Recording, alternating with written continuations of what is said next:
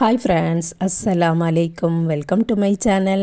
இன்றைக்கி நம்ம சேனலில் எல்லார் வீட்லேயும் இருக்கக்கூடிய சிம்பிளான இன்க்ரீடியன்ட்ஸ் வச்சு நல்ல டேஸ்டியான உக்காரை ரெசிபி தான் பார்க்க போகிறோம். வாங்க எப்படி பண்ணலான்னு பார்க்கலாம். நம்ம சேனலில் ஏற்கனவே நிறைய ஸ்வீட் ரெசிபி, ஸ்நாக்ஸ் ரெசிபிலாம் போட்டிருக்கோம். பார்க்காதவங்களுக்கு ப்ளேலிஸ்ட்டில் இருக்கும், செக் பண்ணி பாருங்கள்.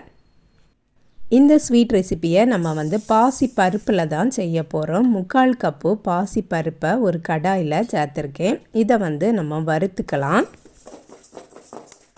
கறியை வறுக்கக்கூடாது, ஸ்லோ ஃப்ளேமில் வச்சு வறுத்து எடுத்துக்கிடணும். லைட்டாக வாசனை வர்றது வரை வறுத்துக்கலாம். வறுத்ததுக்கு அப்புறமா இதை ஆற விட்டுட்டு நல்லா வாஷ் பண்ணி ஒரு குக்கரில் சேர்த்துக்கிடலாம்.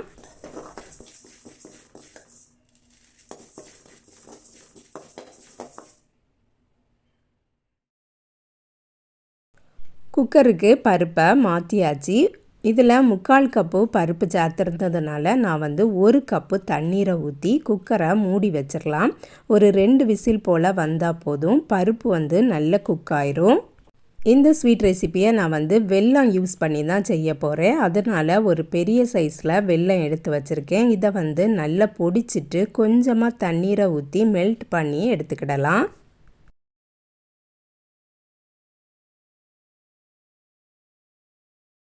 2 விசில் வந்ததுக்கப்புறமா அடுப்பை ஆஃப் பண்ணிவிட்டு கொஞ்ச நேரம் விட்டுட்டு நம்ம ஓப்பன் பண்ணிடலாம். இப்போ பார்த்திங்கன்னா அதில் இருக்கக்கூடிய தண்ணீர் எல்லாமே ட்ரை ஆகி நல்ல பருப்பு குக் ஆகிருக்கு. இதை நம்ம மசிக்க எல்லாம் தேவையில்லை, அப்படியே இருக்கட்டும், ஒரு ஓரமாக வச்சிடலாம். நல்ல குக்காக இருக்கிறதுனால இதை நம்ம மசிச்சு விட்டுட்டோம்னா நல்ல கூழ் மாதிரி ஆயிரும். அதனால தான் மசிக்க வேண்டாம். இனி ஒரு பேன் எடுத்து அடுப்பில் வச்சுட்டு அதில் 1 டேபிள் ஸ்பூன் நெய் சேர்த்துக்கலாம். நெய் உருகினதுக்கு அப்புறமா கொஞ்சமாக நான் கேஷ்யூ எடுத்து வச்சுருக்கேன். அதை சேர்த்துட்டு நல்லா வறுத்து எடுத்துக்கிடலாம். கோல்டன் ப்ரௌனாக வந்ததுக்கப்புறமா வெளியில் எடுத்துடலாம்.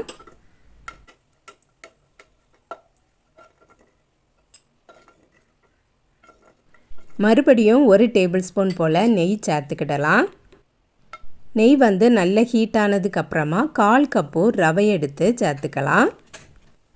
மீடியம் ஃப்ளேமில் வச்சதுக்கப்புறமா இந்த ரவையை நல்லா வறுக்கணும்.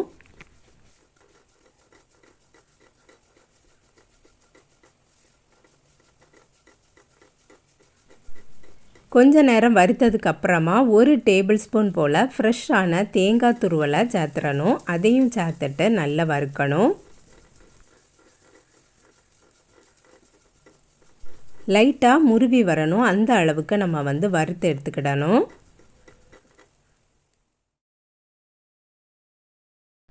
ரவையும் தேங்காயும் நல்லா வறுத்தாச்சு. இனி நம்ம வேக வச்சு வச்சுருக்கக்கூடிய பருப்பை இதில் சேர்த்துடலாம். இந்த ரவைக்கு கூடவே பருப்பும் நல்லா மிக்ஸ் ஆகணும், அதனால் நல்லா மிக்ஸ் பண்ணிடலாம். நம்ம சேனலில் நிறைய ஈஸியாக செய்யக்கூடிய அல்வா ரெசிபீஸ்லாம் போட்டிருக்கோம். தனியாக ப்ளேலிஸ்ட் இருக்குது, செக் பண்ணி பாருங்கள்.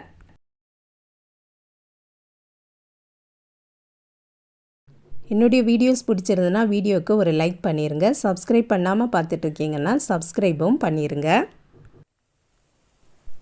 நல்லா மிக்ஸ் பண்ணி கொடுத்தாச்சு. இனி கொஞ்சமாக ஏலக்காய் தூள் சேர்த்துடலாம்.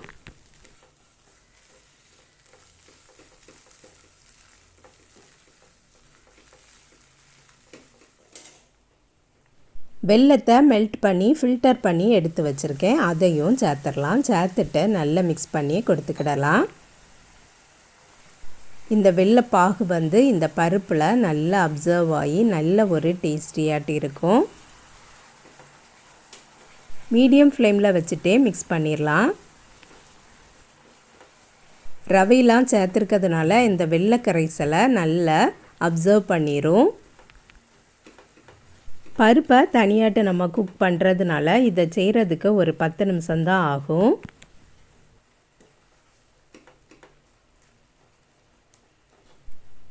பார்க்குறதுக்கு கட்டி மாதிரி தான் இருக்கும். நல்லா மிக்ஸ் பண்ண எல்லாமே கரைஞ்சிரும்.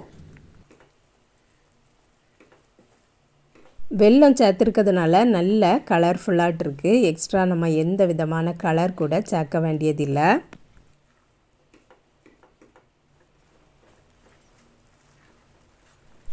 ஒரு 5 மினிட்ஸ் போல் அடுப்பில் கிடக்கட்டும். நல்லா மிக்ஸ் பண்ணி கொடுத்துக்கிடலாம்.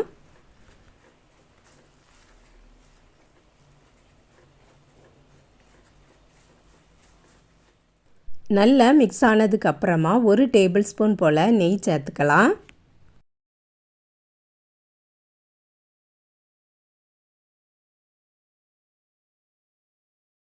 நெய் சேர்த்துருக்கிறதுனால பேனில் ஒட்டாமல் சூப்பராகவே வரும். ஃபைனலாக 1 டேபிள் ஸ்பூன் நெய் சேர்த்துக்கலாம். நல்லா மிக்ஸ் பண்ணி கொடுத்துட்டு நம்ம அடுப்பை ஆஃப் பண்ணிடலாம்.